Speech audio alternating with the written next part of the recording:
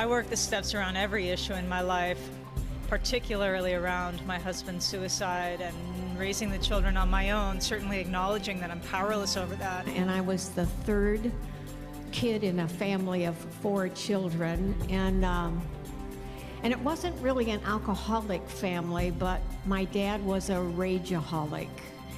And the values that I got as a little boy is that lying works, you know, even if you're in pain, don't tell anybody. And we love recovery.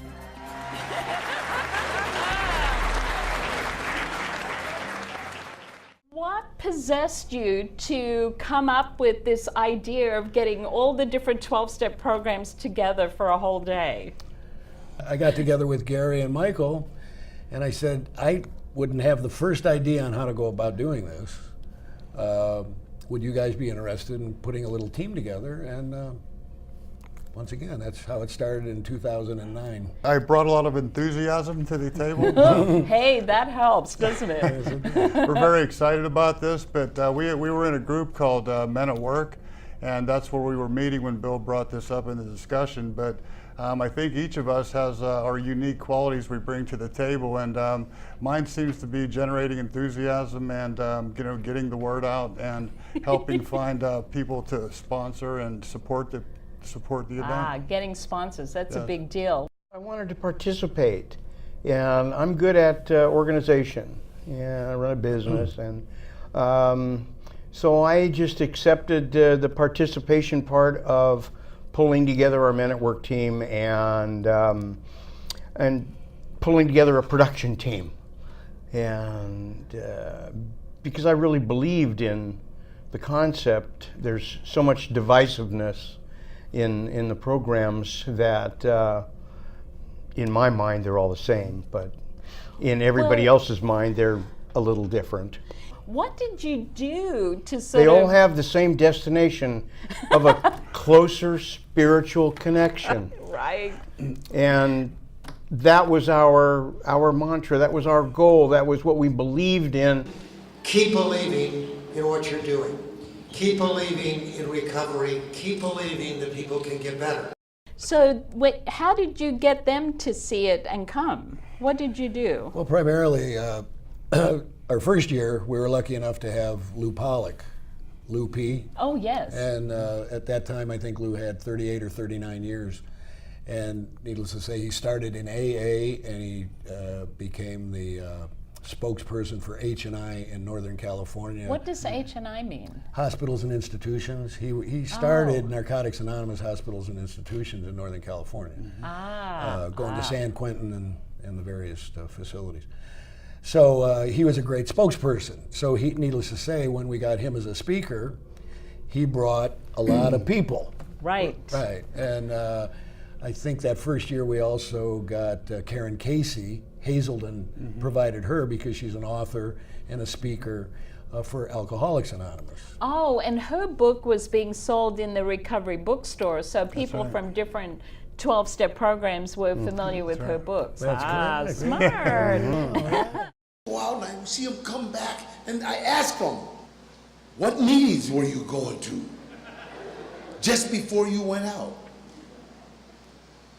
In 46 years, nobody has ever told me, Danny, I was going to 9 meetings a week. I had a coffee commitment at the Llano Club. I was a chair over here, and I was participating, and I walked out of a meeting, and God struck me loaded. No one in 46 years has said that. They always say something like, oh, God, Danny, the meetings got too social. I tell them, here, come here. I got 2 meetings I want you to go to. They're really unsocial. One's in San Quentin, one's in Folsom. Go there.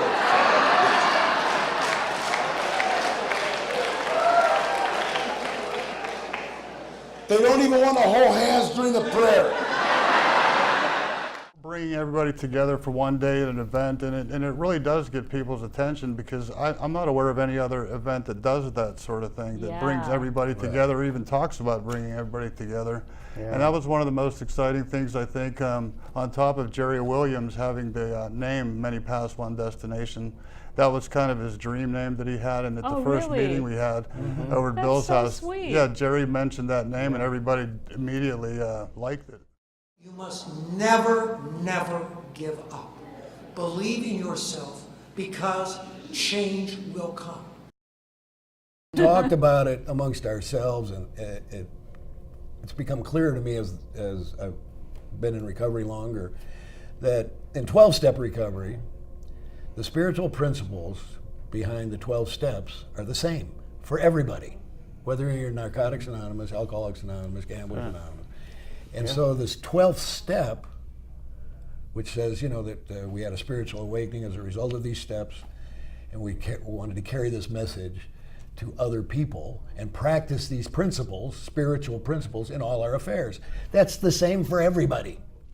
We have an amazing team of people that participate and do many different things, and it takes a lot of people to put this event on, but there's definitely the people that would step in and continue. I've been going to meetings like 46 years, and I watch. I just watch. I watch people, you know. And I watch. First of all, I think the words "I know" should be stricken from a newcomer's vocabulary. Automatic. Every time a newcomer says "I know," he's got to punch himself in the face. And the problem with that is that, see, because newcomers know everything. It's that simple. I'm sorry. No, they do. They do. They know absolutely everything there is to know about shoot and dope. Only problem is there's not that much to know.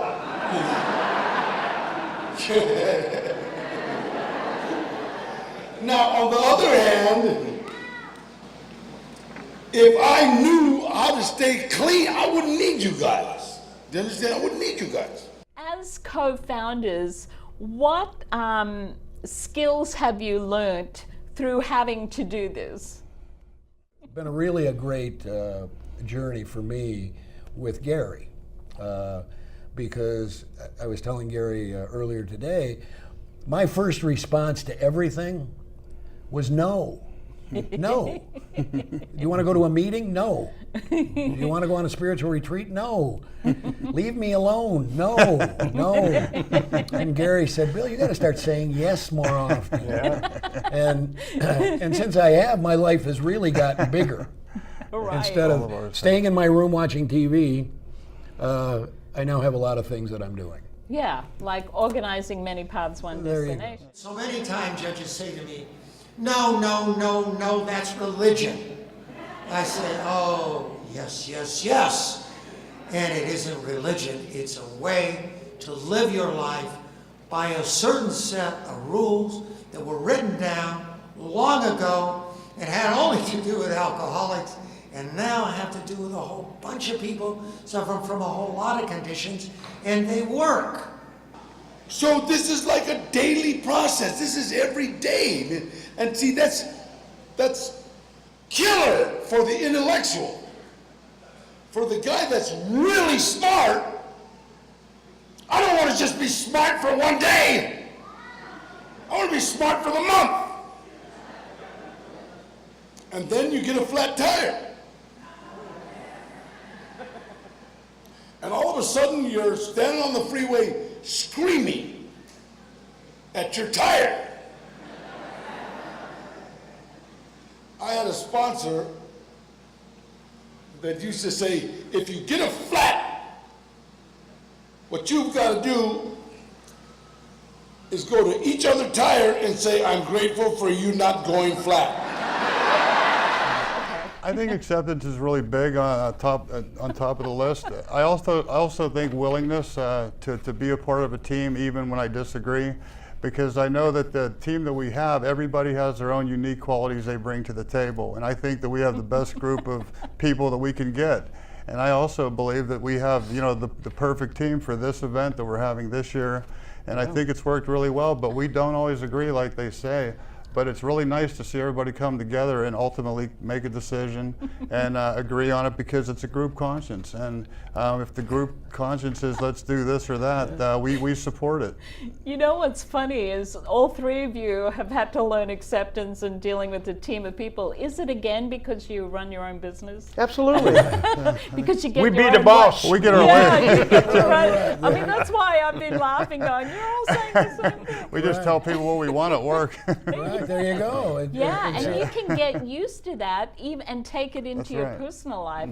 So this must have scrambled your brains in a way. It has been an asset, Yeah. okay, because what Gary brings to the table and what Bill brings to the table and what I bring to the table, we now have 3 times as many resources as I had when I started with mine.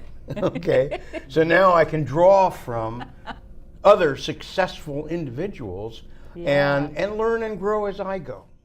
Everything good that has happened to me has happened as a direct result of helping someone else. Everything. And it keeps on getting better. And I try to explain this. It's not like money in the bank. You understand? It's not like if I do something good Wednesday, Friday I'm getting paid. It's not like that.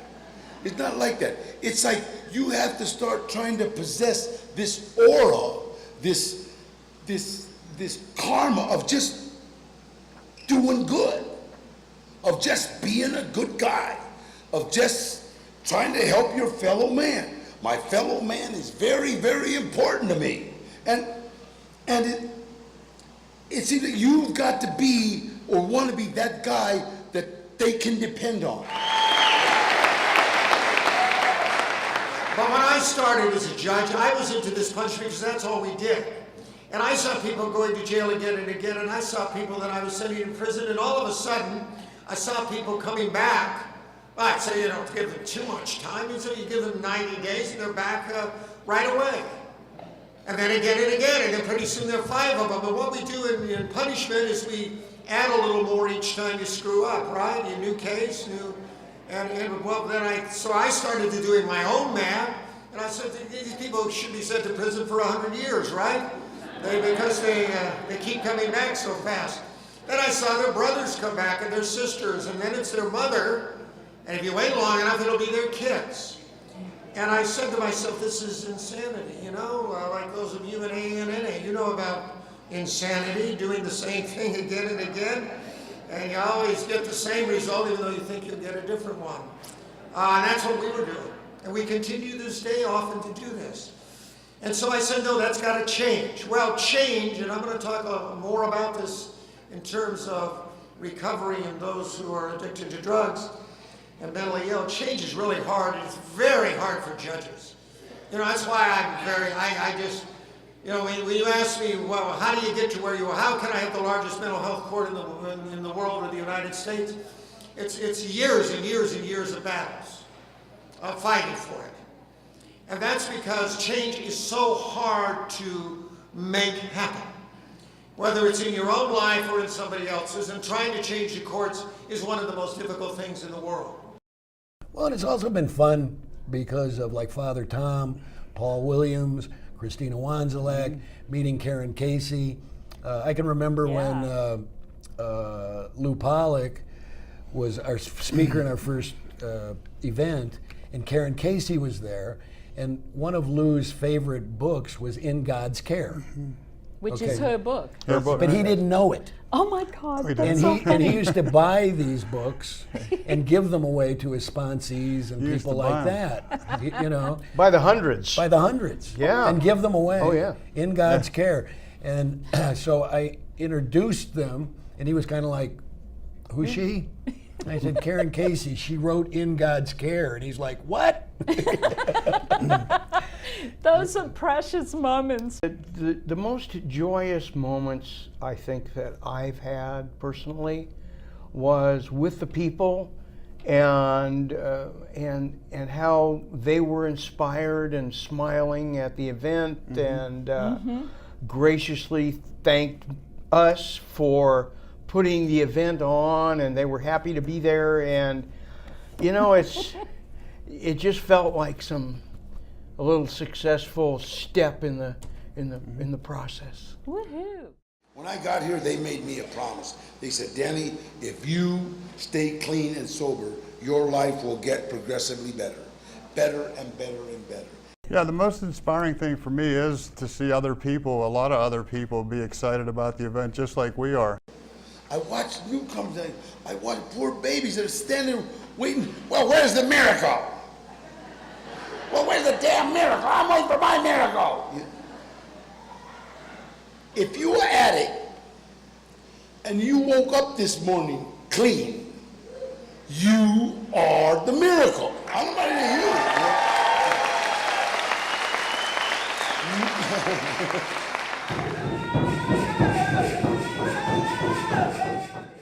I believe that we can experience true happiness and celebrate life together.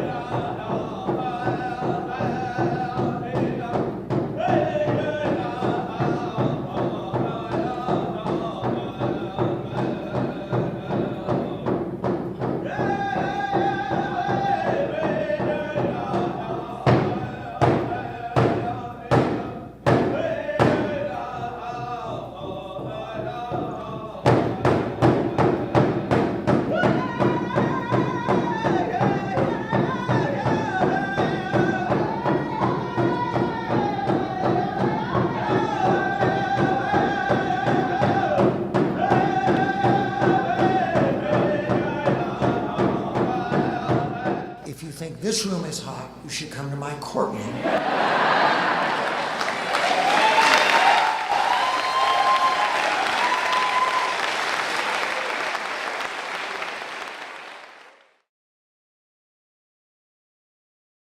I have a dream, and my dream was to be a tennis player.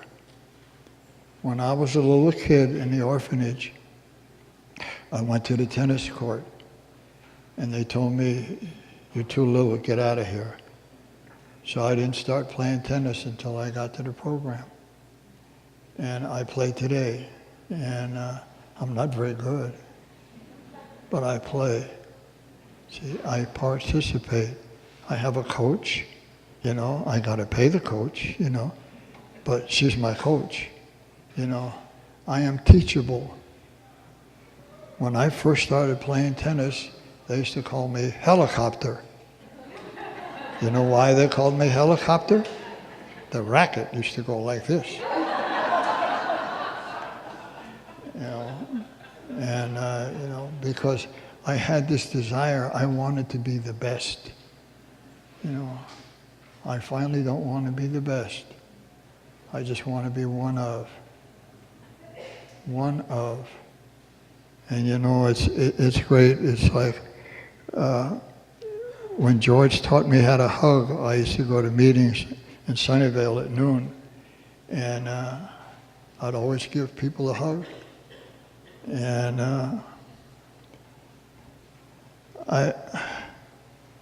I remember there's a guy, he's in Houston now, Jerry Brown. I wouldn't let him out of the room until I could hug him. And I did that. And I learned how to, you know what a hug is? A hug is giving of yourself to another human being. It's what a hug is. Let me give you something. Don't let me take anything from you. You know, if I can't do anything else in the course of this day, I hope that I've given somebody else some peace and some hope and some joy. And I want to thank you very much for allowing me to be here. Thank you. Oh.